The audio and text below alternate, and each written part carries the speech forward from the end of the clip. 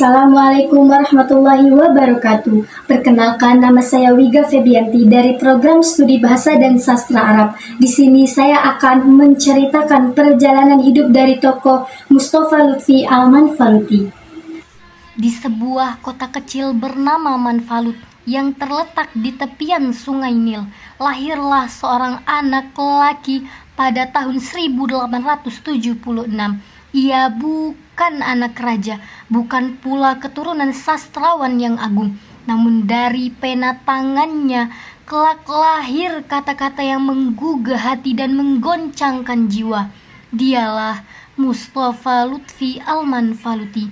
Sejak kecil, Mustafa tumbuh di tengah keluarga terhormat. Ayahnya seorang keturunan Quraisy yang menjunjung tinggi ilmu, dan ibunya berdarah Turki, mendidiknya dalam naungan nilai-nilai Islam dan budaya Arab.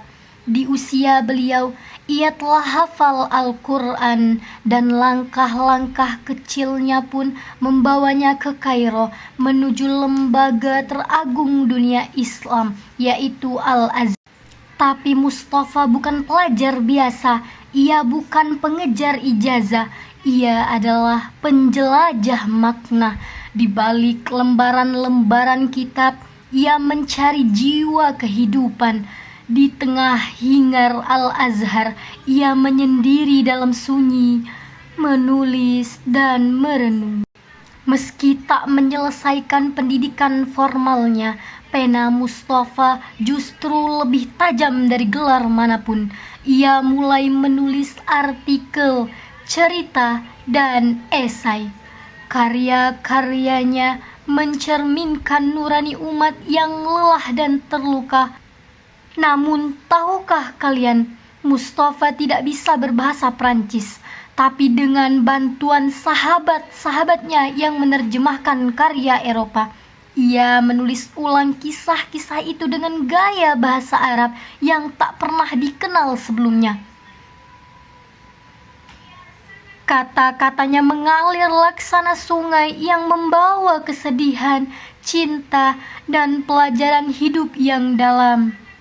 Al-yatim, laisa al-yatimu man mata walidu. Fa'aqbalat alaihi suduful hayati bi'usriha wa yusriha.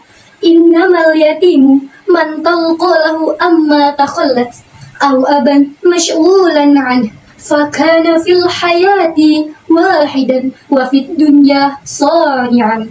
دخلت المقبرة فإذا أنا بذفل صغير ينكب على قبر كأنه يدم إليه ضم الأم الحان ولدها وكان يجحش بالبكاء ويلمس التراب ويلوح بيديه كأنه يريد أن يوقظ من تحت التراب. دنوت منه فسألته من أنت يا بني؟ فقال أنا اليتيم الذي لم يغرف من الحياة إلا الألم ولا من الناس إلا الجافا. قلت وما شأنك وهذا القبر؟ قال هذا قبر أمي، هي وحدها التي كانت تعرف كيف تضمني وتربط على رأسي، فإذا مرضت بكت، وإذا بكيت حزنت، وإذا ضحكت فرحت. ماتت فمات قلبي معها، وأصبحت لا أعرف من العالم إلى هذا التراب. ثم نظر إلي وقال يا سيدي لا تسألني عن حياتي فإنها صفحة سوداء لا تقرأ فيها إلى الحزن والدموع. Anak yatim bukanlah yang ditinggal mati oleh ayahnya, lalu hidup menghadapi kesusahan dan cobaan. Sesungguhnya anak yatim adalah yang ibunya tak peduli padanya, atau ayahnya yang sibuk dan tak pernah memperhatikannya. Ia hidup sendirian dan tersesat di dalam dunia. Aku memasuki area pemakaman, dan tiba-tiba melihat seorang anak kecil menunduk di atas sebuah makam, seakan-akan Ia sedang memeluknya seperti ibu yang memeluk anaknya dengan penuh kasih. Ia terisak menangis, menciumi tanah, menggerakkan tangannya seolah ingin membangunkan seseorang dari bawah tanah itu. Aku mendekatinya dan bertanya, "Siapa engkau, wahai anakku?"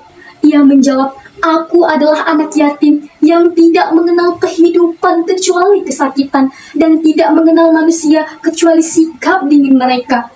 Aku berkata, "Apa hubunganmu dengan kuburan ini?" Ia menjawab, "Ini adalah kuburan ibuku. Hanya beliau satu-satunya yang tahu cara memelukku, mengusap kepalaku saat aku sakit." Dia menangis. Saat aku menangis, dia ikut tersedih. Dan ketika aku tertawa, ia ikut bahagia. Kini dia telah wafat. Hatiku ikut mati bersamanya. Aku tak mengenal dunia kecuali tanah kubur ini. Lalu ia menatapku dan berkata, "Tuan, jangan tanyakan tentang hidupku. Ia hanya lembaran hitam yang hanya bisa dibaca dengan kesedihan dan air mata."